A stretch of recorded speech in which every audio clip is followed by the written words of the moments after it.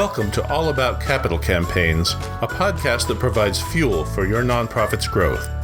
Each week, hosts Andrea Kilstedt and Amy Eisenstein, co-founders of the Capital Campaign Toolkit, provide practical tips about raising more money for your nonprofit organization. The Capital Campaign Toolkit is a support system for nonprofit leaders who are running capital campaigns. At capitalcampaigntoolkit.com, you can download a step-by-step guide for your capital campaign and get many other free resources. This podcast is recorded on a live webinar every Monday at 2 p.m. Eastern Time.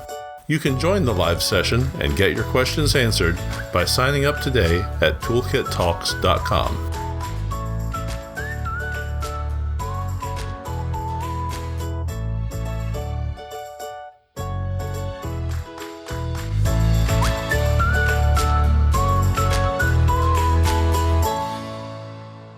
So today's topic is applying campaign principles and strategies when you're not in a campaign. And actually tomorrow on the Toolkit blog, I will post 8 reasons that you should do fundraising like you do in a campaign. Why campaign strategy is best practice fundraising on steroids, I call it.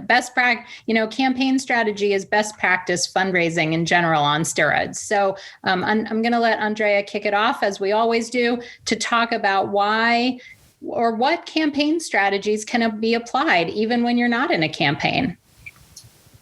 Excuse me. Thank you, Amy. Yeah. I've long thought about this topic, actually. I have, as some of you know, my entire fundraising career, which is a long, multi-decades career by this time, has been focused on capital campaign fundraising. And again over these years, I don't know how many dozens of them I've done, again and again, I am knocked out by the power of capital campaigns. You take organizations that raise, $500,000 a year, $250,000 a year, and you apply some campaign strategies, and lo and behold, they raise $2.5 million or $5 million or $10 million. Now, we must be doing something right to raise that kind of money, right? The organizations don't really change. So what does change, and what are the practices that we use in capital campaigns that you can be applying every year or every couple of years? Now, there are a few of them that come to my mind. So one is that the bigger goal of a capital campaign is based on identifying specific campaign objectives, right? It's never about, we're just going to raise money for a campaign because we need more money. And it's never about that. You'd not be able to raise millions of dollars more by doing that. You need to say, if you're having a campaign, we are raising money for X, Y, and Z, for a new building, for new equipment or systems, to ramp up or start a new program. It forces you, the magnitude of a capital campaign forces you to be more specific about what it is you're actually going to do that's going to move your organization forward. It's what I think of it as the springboard effect. And you can do that every year if you want to, right? You can have little campaigns every year that say, this year we can pull out of our budget, actually, several things that if we are able to invest in them, we will move our organization forward. Instead of having 2 trucks that go and collect food and bring them to food pantries, we're going to invest in 4 more trucks so that we can quadruple the amount of food we get out into the field. Let's have a campaign for $250,000 for 4 more trucks. Now, of course, I'm making up these numbers, but you get the idea that has a whole lot of appeal to it. And if it's something you're already planning on doing in your budget, as this year you might be doing if you're in that industry, given COVID, you can structure a whole campaign around it, right? It'll be short, quick, sweet, but you'll go to your major donors and you'll say, all right, we need to get 4 more trucks. The lines of people who need our services are around the block, and we need to do this very quickly. And won't you give a lead gift of X? Guess what? You'll raise that money, right? You will have applied campaign principles in a very short, targeted way, very specifically. And so if anybody's worried about those donors that you're going to go to who normally give to your unrestricted annual fund for operations, you can ask for both. And a campaign of any length or time or size is a great opportunity to do that. So you can go to some of your biggest supporters and say, listen, we're running all of our programs and services as we normally do, and we're looking to expand by 4 trucks, right, to feed 4 times as many people or collect 4 times as much food. So we're here to ask you to consider a gift that you would normally give to our organization, plus over and above, in order to help us buy these 4 trucks. So don't think that, you're going to go get this money from them, even if it's a bigger gift, but then be out, their regular annual unrestricted operating gift. You can do both at once. So that actually even exponentially exemplifies the power of a campaign, of a specific campaign. It's an opportunity to go talk to your donors, to build relationships with them. It places urgency. There's so many reasons that you can apply campaign principles to your regular ongoing fundraising. The other thing about campaigns, and we'll switch to your questions in just a minute, but the other thing about campaigns, and I have to say this gives me some pause sometimes, is that it forces your focus on the people who can give the highest gifts. Now, you are in the fundraising business, I presume, or you wouldn't be on this call. And in the fundraising business, one of the things you want to be doing is making the most of your time, is raising the most amount of money for your organization that you possibly can in as efficient a way. And in my mind, there is no question that the efficient way to do that is to focus your attention on the people who could give you the largest gifts. Now, why does that give me pause? Of course, it's correct and right, and you should be doing that. And I think it's also important to pay attention to inviting everybody in to help with your organization, that this is in some way the most capitalistic kind of fundraising. And that does give me some anxiety. I mean, I wonder how I, of all people, could have been in this business for all these years, because it's not my primary way of thinking about the world. But if you think about the fact that, really people who have lots of money and for whom it is easy to give money can help your organization much more quickly and efficiently than going to people broad-based who have little money, you need to focus your attention on those. And capital campaigns force and enable that focus. Amy, does that give you pause, or is that just my craziness? It does. And certainly these days, there's lots of people talking about those very issues. There was a big blog post about it just this morning or yesterday that I was reading. And, there are all sorts of questions about those issues and white privilege. And, your largest donors are primarily old white people, right? And so what kind of issues or concerns do those bring up?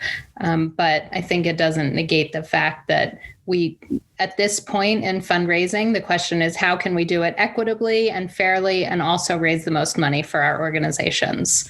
Right. And how can we do it without giving away power, right? Without equating the ability to give big dollars, without giving them the keys to our organization, right? I mean, that I think is the issue. That would be interesting to write about or discuss at some point, Amy. Yeah. Not today. All right, so I'm going to turn to the question box. And the first question out of the box, I'm going to send back to the crowd, to you guys. Patty's asking, do you have any experience using Pledgeling to collect donations on Zoom calls? And my quick answer is no. So I'd love to know in the chat box, anybody who wants to say that connect with Patty, who they might have if you've used Pledgeling. So we're gonna skip that one and keep going. Okay. All right. Andrea, did any other? So there are a bunch of good questions here. Our anonymous attendee has asked about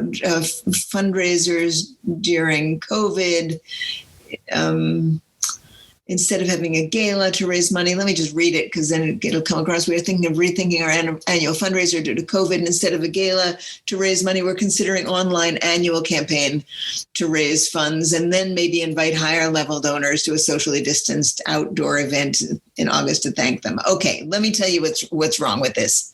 I don't mean to sound so brutal about it, but it's upside down, right? When you should be talking to your largest donors is before your online fundraising event, so that you get large gifts from them that you can use to seed your online fundraising event.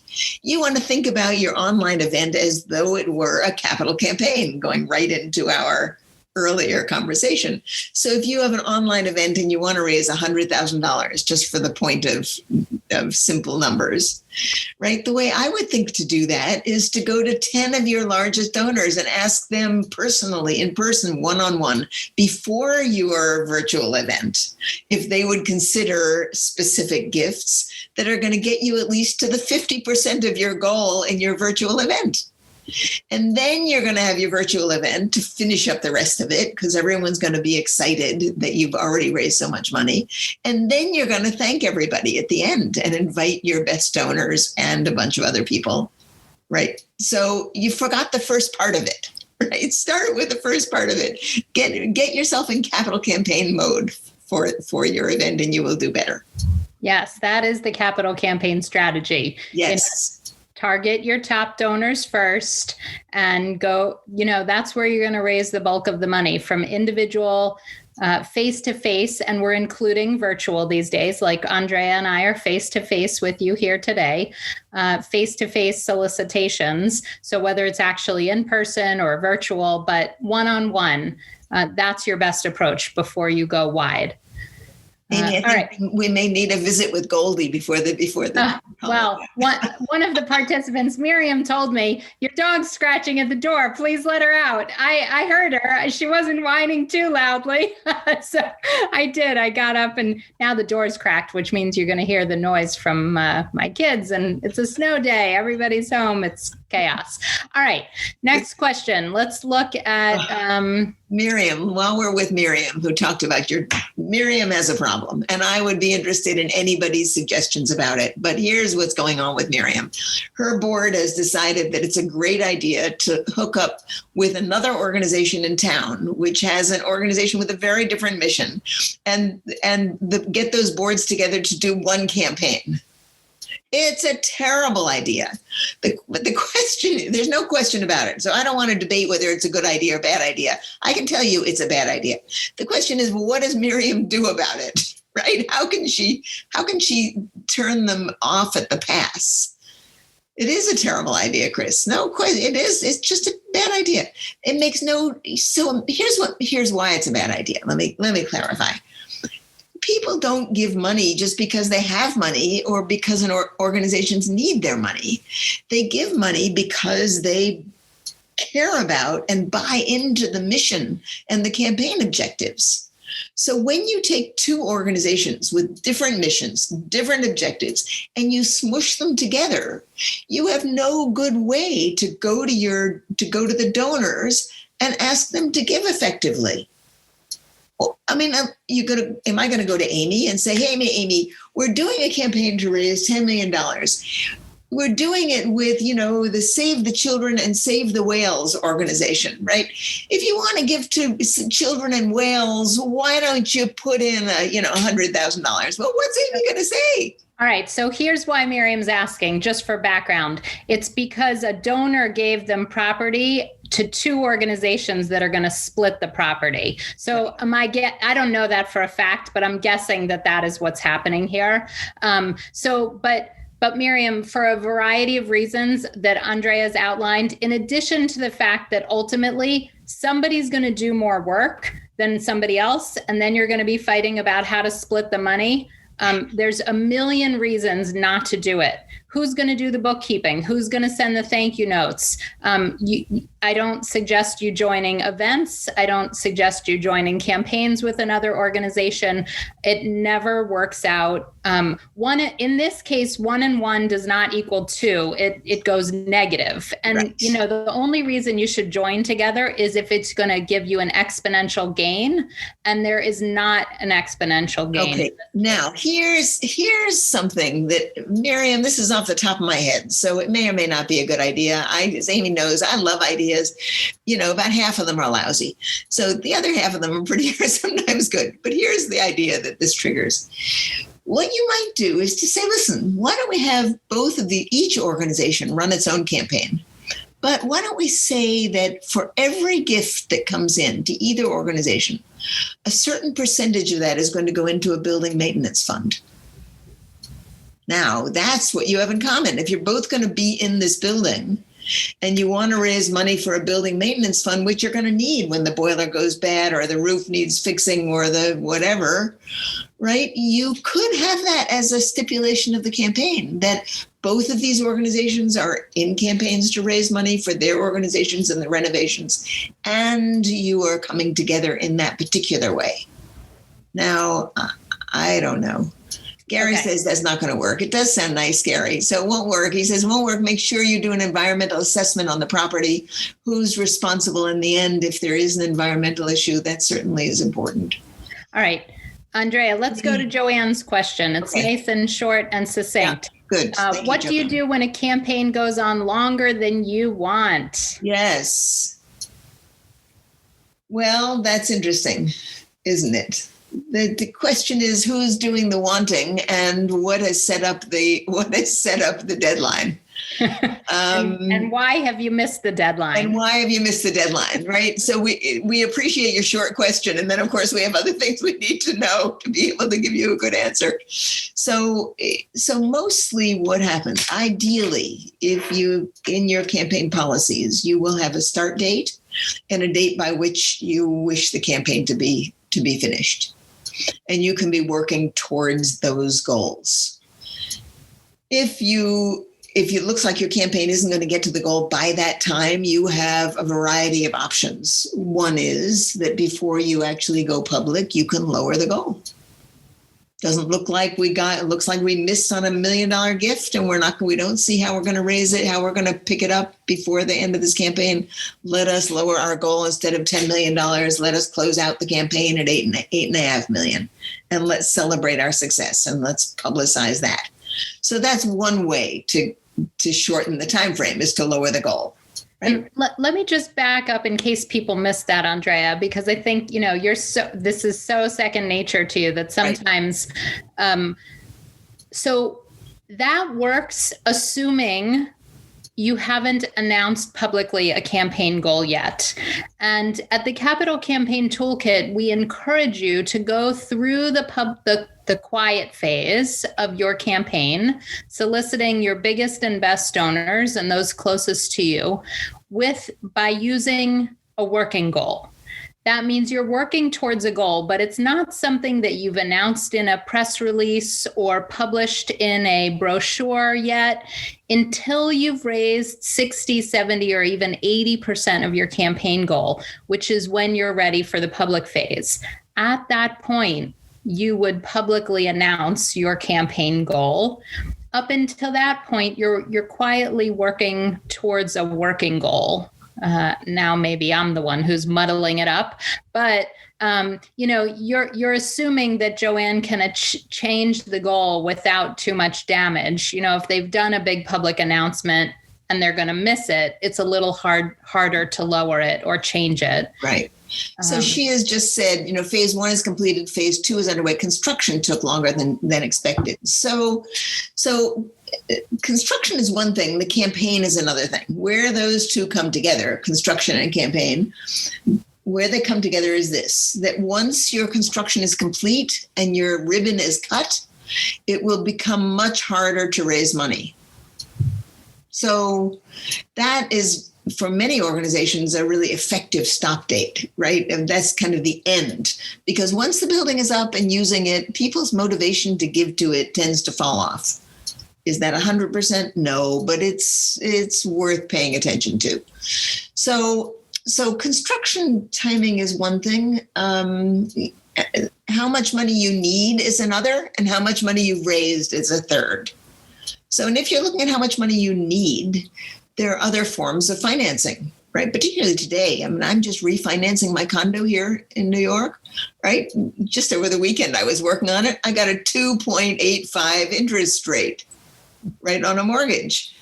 I mean, honest to goodness, you can't get money cheaper than that. So today, your organization may be able to borrow money where a few years ago it would have hesitated to do that. So that's something to keep in mind also. You've got three things going on: how much money you raise, what the financing looks like, and what the construction period is. And they come together in strange bedfellows, but they fit together. So Michelle's asking a follow-up question. She says, haven't you already told your major donors about what the working goal is? And yes, Michelle, you have. And if you're going to change the goal either up or down at the end of the quiet phase, which happens, right? You may in the quiet phase raise more than you anticipated and be able to expand your program and project and raise the goal, or you may not have, and you may need to modify the project and the programs and reduce your goal. And you would go back to your donors that have already given to the project and said, we didn't quite raise as much as we hoped. And so we're going to adjust the project and adjust the goal.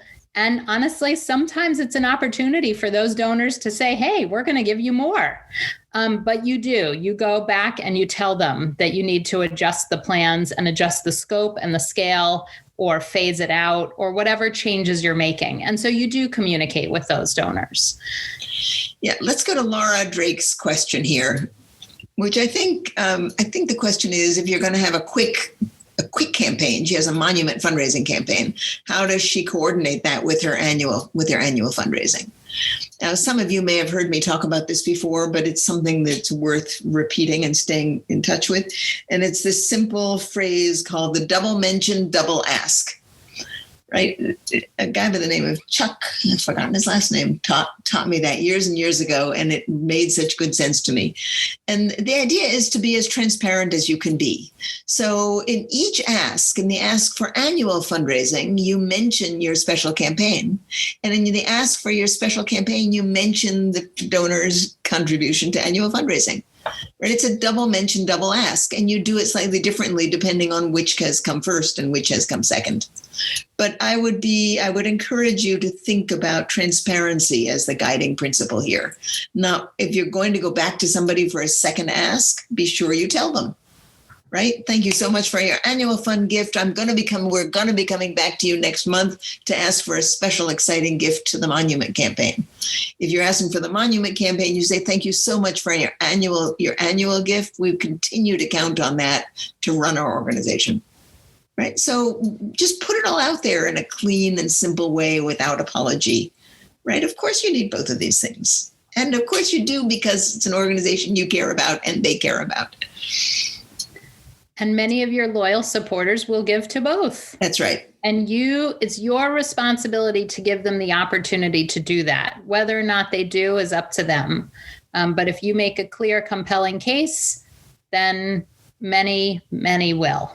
I had an experience recently where there was a donor to an organization who stepped up and gave $1 million to a capital campaign.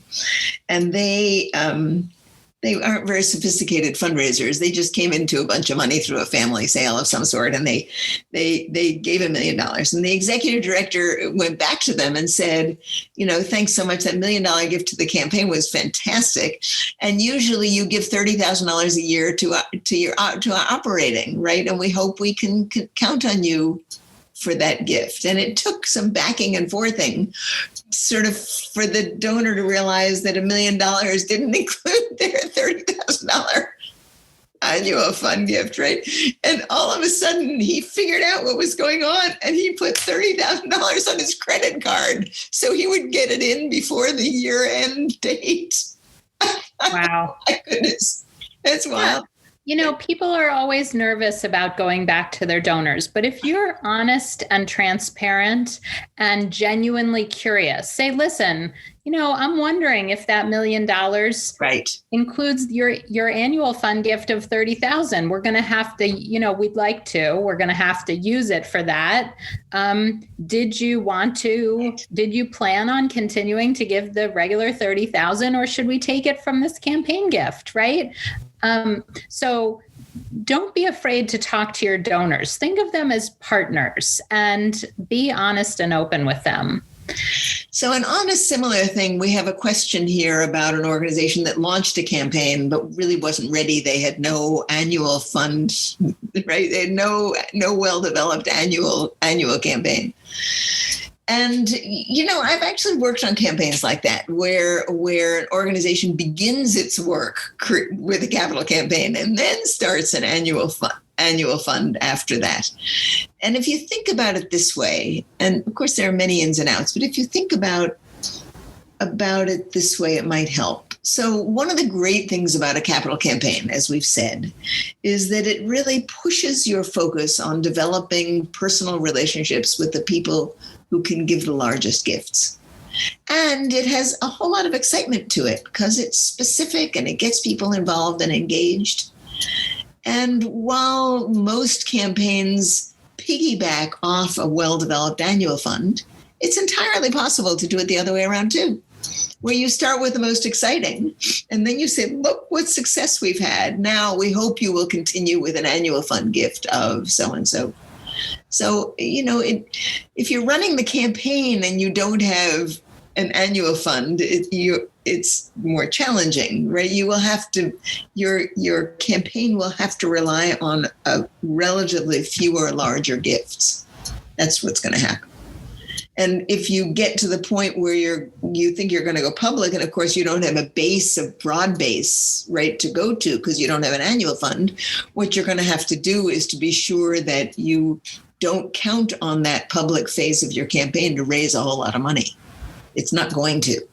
So you've got to manage everyone's expectations about what's going to be possible in the public phase of the campaign. And, do everything you can to build relationships during that time. Yeah. Inside the toolkit, we actually have a whole bunch of strategies about when you're getting towards the end of the campaign and things are going slowly and you're struggling. I mean, some of them include things like going back to some of the first donors you went to and brainstorming with them about how to raise the balance of the money, who they know, if they'd be willing to make a second gift. There's all sorts of strategies like that. But it can be a struggle at the end of a campaign.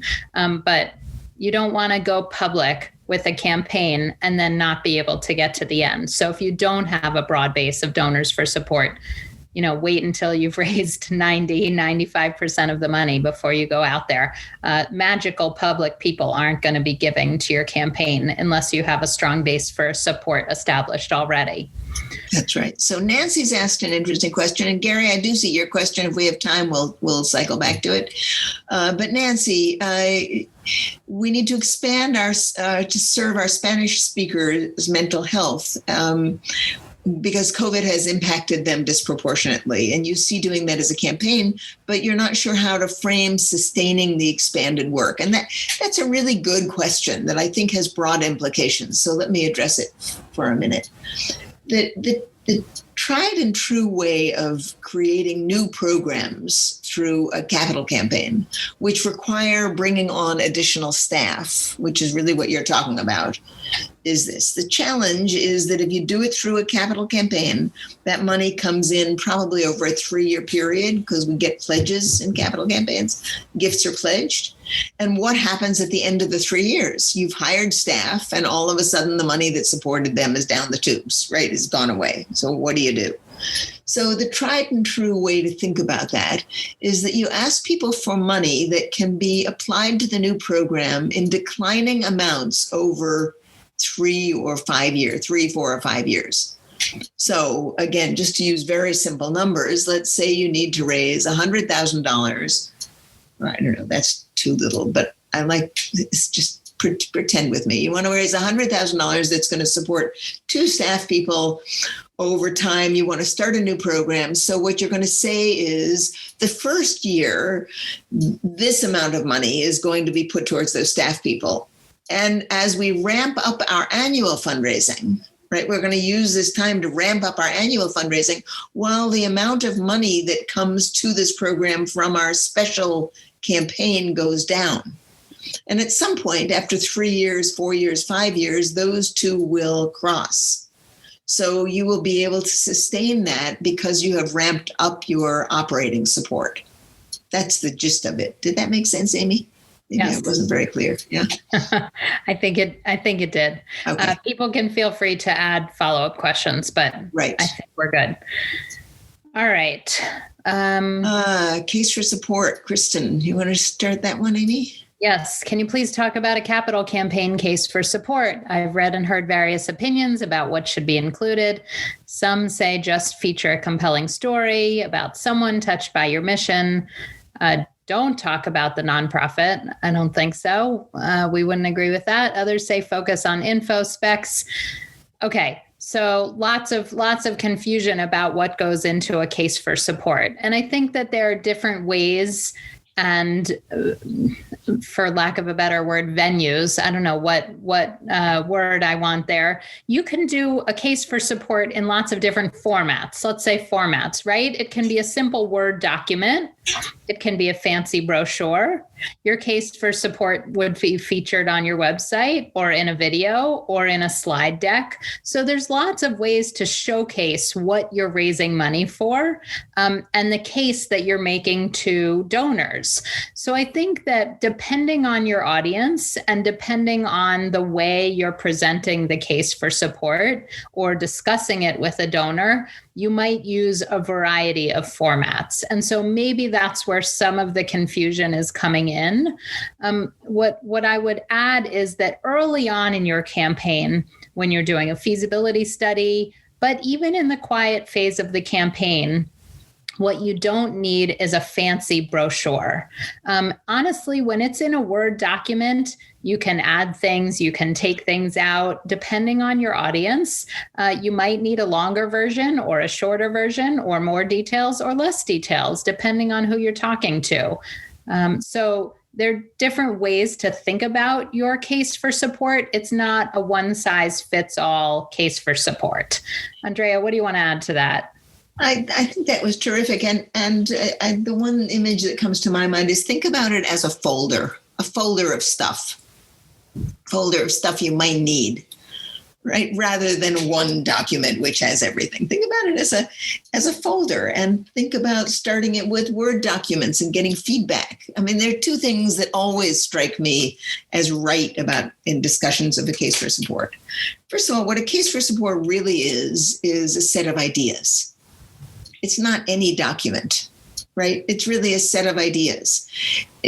And that those set of ideas are used and reused for many things, including what you or your volunteers will use to actually ask a donor for a gift, right? That will be a verbal rendition of the case for support. You're going to want that little elevator pitch. That's a case for support. So don't think about it as a document. Think about it as a set of ideas. That's number one. Number two, what you'll find is that the set of ideas becomes better and stronger and more compelling and better defined over time. And the more you use it and the more you get feedback on it and the more you get people to play with it and work on it, the clearer and more compelling it will be. So don't think that you have to start with a perfect case for support. You don't. Half of the task of a case for support is getting people to help you find the best ideas and see what works and know what should be in your folder for when you need it. Right? It just is a way of talking about your project that is going to be compelling and convincing for people who might want to make a significant contribution. So stop worrying about the brochure. Everybody worries about the damn brochure. And then they end up with boxes of them in their attic that get moldy before they get used. Right? We at the toolkit, what we often work with people on is putting together what we call a donor discussion guide rather than a case for support. And that is a simple 2-page document. It's almost a graphic illustration that lets you have a real conversation with a donor about what it is you want. And it's not something that exists on its own. It's something that really guides a discussion. And I found that a compelling way to think about the case. So I hope that helps. You're not the only one who's confused by that. So I'm glad you raised the question. All right. So let's read, I guess Matilda's asking, is it appropriate to start sending communications, email or printed cards about an upcoming event to potential capital campaign prospects as a cold intro to our organization? So, Matilda, I don't know if you know anything about direct mail statistics, but cold mailings, the response rate is so low and so small, less than 1% generally. So, I don't think that it's a good strategy to start sending communications to cold prospects. Cold people aren't good campaign prospects. Now, does that mean that there's not a whole industry on buying lists and, if they're interested in similar organizations? But, to me, that's not a good campaign strategy. What's a much better strategy is to ask people who already support your organization, your volunteers, your key donors, to help forward some of your materials to their friends and contacts with a personal note. And so, a true cold mailing is, very hard to generate interest. And often it takes 3 to 5 years to sort of recoup your initial expenses. So I think I'm going to leave it at that. Anybody who wants to weigh in the chat box is more than welcome to do that. Amy, I'm reminded by when I go to my mailbox downstairs, right? I live in an apartment building, a condo building, and I go and I, get a stack of mail in the mailbox, right? And by the time I get up the elevator and in, I've sorted it into two stacks, right? One goes directly into the recycling, right, without looking at it a second time, and the other either bills or, right, something else. Well, and the third pile is personal mail. Yes. So first, what's on the top of everybody's stack is birthday cards, wedding invitations, if you actually get a personal note. So there's actually 3 piles. The bills go in the second pile, and then the junk mail go in the third pile. So the question is how to get your mailings into that first pile of things that they're actually interested in getting. Yeah. So Chris is asking about the recording. Of course, we do record these calls. And, if you are on our list, you are getting notification of where the recordings are, but also we're now a podcast. So if you check with any of your podcasting site, check out, oh my goodness, now I can't remember what it's called. You have to check out, I think, Capital Campaigns. If you go to Capital Campaigns, you find it. It doesn't come up under Toolkit Talks because that's the second part of the title. Excellent. I'll try and look it up while we're talking here. But let me tell you also, remind everybody that we're doing a free webinar tomorrow on how to raise $1 million or more with a capacity campaign. So if you haven't signed up for that webinar yet, please do so. Even if you can't join us live, we will be recording it and sending out the recording. And we're actually looking to talk specifically to CEOs, executive directors, and board members about how to think about a capacity campaign.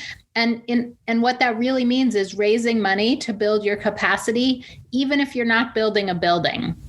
So most people think about capital campaigns when they're building a building or renovating a building, but that you don't have to wait to do a big campaign until you have a building, which you may or may not ever have these days. So I did just post the link to the webinar. And like I said, if you haven't signed up or you haven't signed up your board members or your CEO, please go ahead and do that today. The webinar is tomorrow. Okay. Whose question is next here? Somebody's asking about eligibility for government incentives or rebates for a new HVAC. So I'm going to leave that to the chat. If anybody knows about rebates for a new HVAC system, go ahead and post it in the chat box. Let's go ahead to Linda's question, and I think it goes back to what we were talking about before in terms of joint fundraising a little bit, but she's asking, do you think it's a bad idea to have a community-wide fundraiser on a certain day like Giving Tuesday with one lead organization where people can give to a variety of organizations? And I think we touched on that before. I mean, there's lots of communities these days have there's Cleveland, I don't know what they call it, but Giving Back Day, right? Or Giving Tuesday. So I think there is something to joint media attention and publicity, but I wouldn't want one organization collecting the funds and doling them out unless it's the community foundation or something. But I think for all the reasons we talked about earlier on this call, have your own fundraiser. People are going to give because they want to support your organization and your mission. All right, Andrea, what's the next question that's catching your eye here? Let's see. Let's see. So it's interesting. Kayleen has asked about what we think about the fact that the Indiana School of Philanthropy and Martz and Lundy have canceled their report because there's so much in flux. And what do we think about that? I mean, I hesitate to second guess anybody else in the field's judgment. But I will say that if it were up to me, right, let me just put it that way. If it were up to me, I would write something. Right. I would look at something. I mean, to me, it's remarkable that fundraising went up this past year. I mean, there is certainly stuff to report on. And so I don't know. I hate to cast judgment. If they think about themselves as being responsible for forecasts that are predictable, right, and they're being cautious about that, I could understand. But it seems to me there are all kinds of other things they might do with it. So I probably wouldn't have made that choice. Yes. Listen, again, I do lots of things other people wouldn't do. So who knows? We're optimistic about the future. Honestly, we have seen so many donors and nonprofits rise to the occasion this year. I don't have any reason to think that next year's going to be different. Yes, this year there was a lot of emergency giving, but I think it's going to continue. People still have strong needs. Donors still care about the organizations and the causes that they care about. And there's every indication that giving is going to remain and increase. So I'm not worried about it. I think the key is for you to continue soliciting your donors, communicating with your donors, sharing what your needs are, being as personal and honest and open and compelling as possible. And you will raise more money. And so, don't worry about what the sector is or isn't doing. Worry about what you and your donors are doing. So Frances has asked an important question. She says, we're doing our annual budgeting process. Do we recommend having a separate expense and revenue budget for the capital campaign? And the answer to that's really simple. Yes, we do. We do. One of the things that happens when you're doing a campaign and you have a separate budget is that you all of a sudden can invest money on the things you should invest money on. Sometimes like staff, like a campaign director or manager, like campaign materials, like work on your website, things that, in normal times your board is going to or executive director is going to hold you tight to a budget. When you say, listen, we're going to raise $10 million and, 3 or 5% of that, we can, if we invest that's a tremendous return on investment. All right. But don't throw out too low numbers, Andrea. Well, it's just $10 million. It's not going to be 10% on $10 million. Okay. Maybe it's 5%. We'll say 5% on $10 million. All right. If it's $2 million campaign, it's going to cost you 10%, even 15%, right? The lower the goal, the higher the percentage your campaign budget is going to be. we recommend organizations thinking about a campaign budget as 10% of what they're going to raise. The bigger your campaign goal, the lower that percentage is going to be. The smaller your campaign, because there's some economies of scale. And so that's why that is. But start with 10%, and then you may find that you don't have to spend that much, or that you may need to spend more. Okay. All right. Let's go to Susan. There's if you scroll up in the chat, you'll see that Amy put a link in. I'm going to put the webinar link again. Put the webinar link in. I just tried to do that, but I wasn't successful. So. Okay. I put it in again. All right. Let's talk about Gary's question for a minute. So now that we're moving into the 12th month, oh my gosh, it's true. In 6 weeks from now, we're going to be a year into COVID, right? So 12th month being under the COVID cloud, what have you seen or experienced that stands out, the good, the bad, the indifferent, making this time different from 12 months before COVID came onto the scene?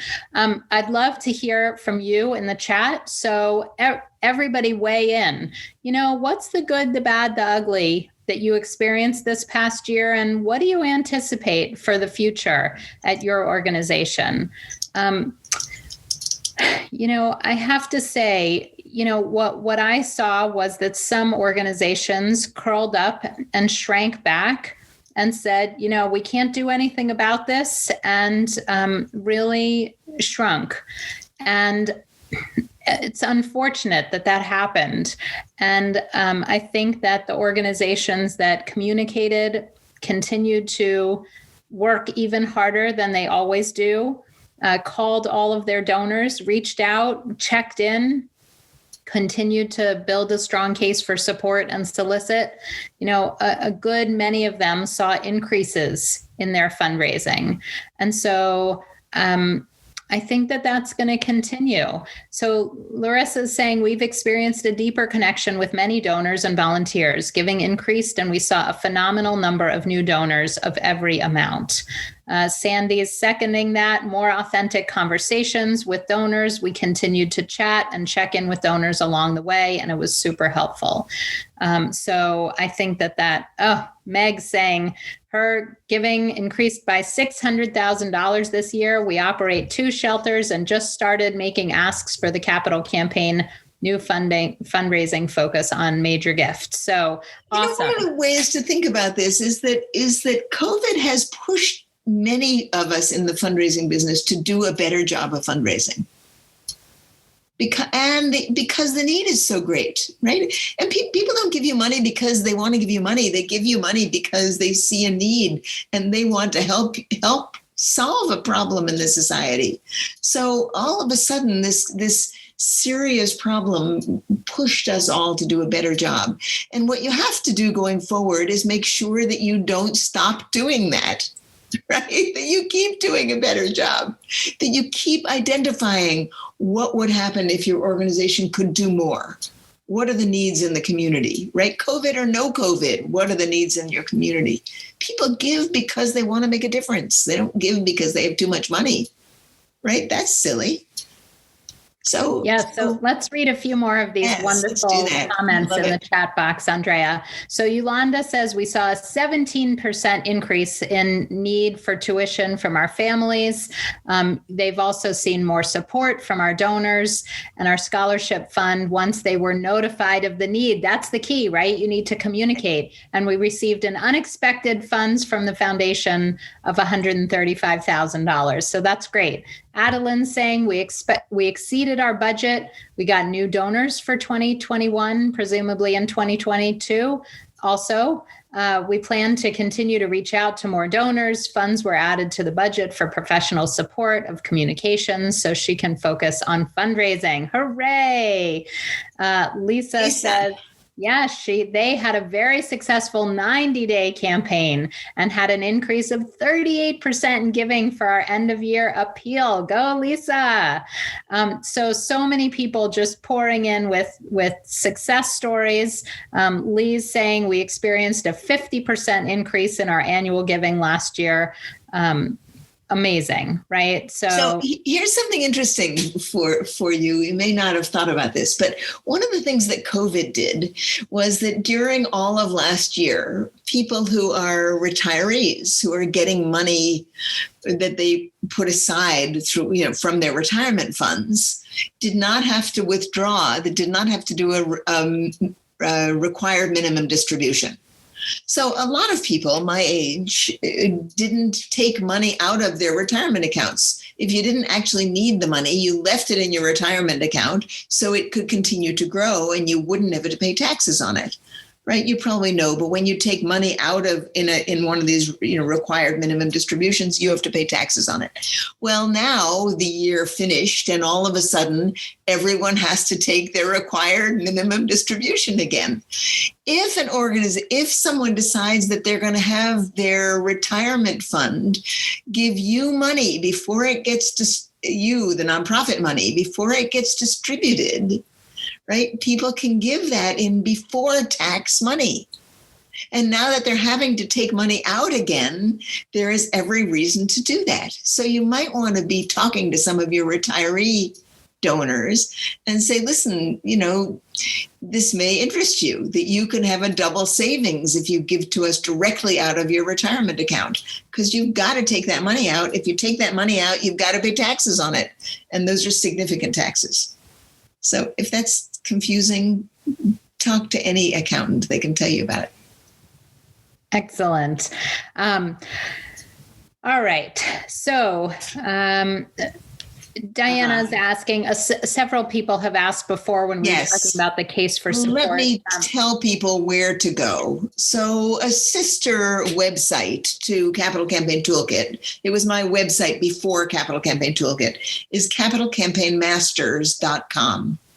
That has a big blog. I've written for many years on that. And there is a lot of information on that about capital campaign cases for support, including some samples and approaches to that subject.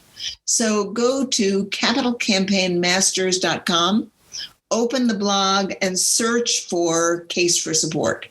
You will find a lot of posts come up with a variety of stuff, including outlines for what should be in them and a whole bunch of other things. I mean, I've written a lot on that subject over many years.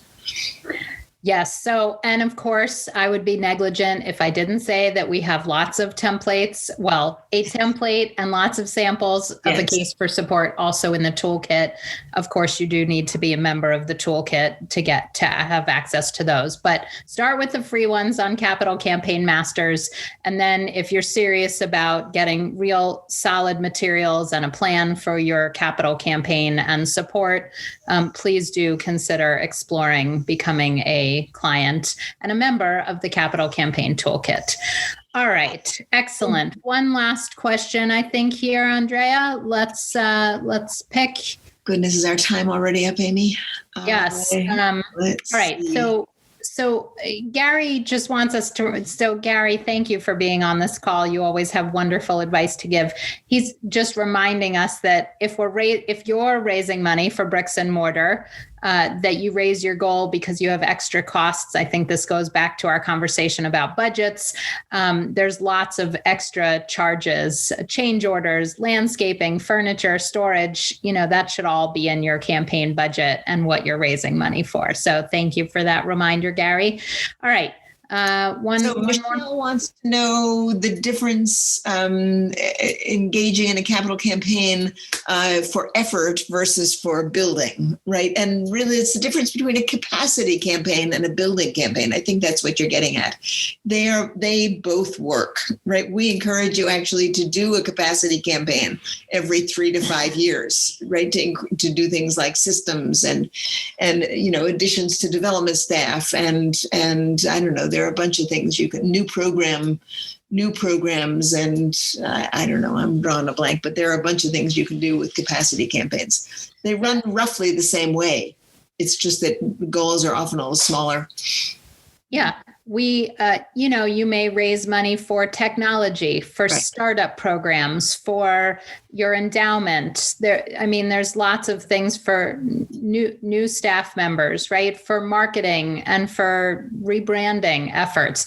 So there's lots of things to raise money for in a capacity campaign when you're not building a building. And, it's interesting to think about the terminology, capital campaign, capacity campaign. The bottom line is the capital campaign increases your capacity. Generally, there's a building associated with it, but a capital campaign really probably should have been called a capacity campaign, but the common nomenclature is capital campaign.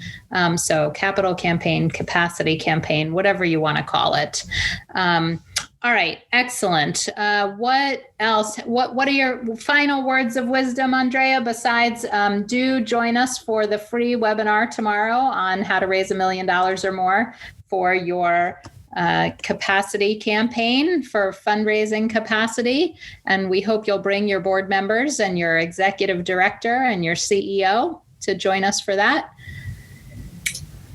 So my final word of wisdom is this: if it is snowing where you are, even if you're old like I am, you should go out and make a snow person, or at least a snow angel. Go out and play in the snow, right? Snow, right, exactly. And if you're not somewhere where it's snowing, go out and play in the sun, because that's right. Go out and play. That's the message. Go out and play. Go out and play. Yes. Excellent. All right. Good, guys. It's great to see you all. We'll see you next time. Thanks for joining us. Bye, everybody.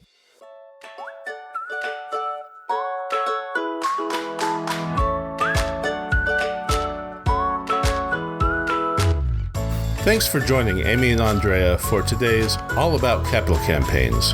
To learn more about them and their work together, go to capitalcampaigntoolkit.com.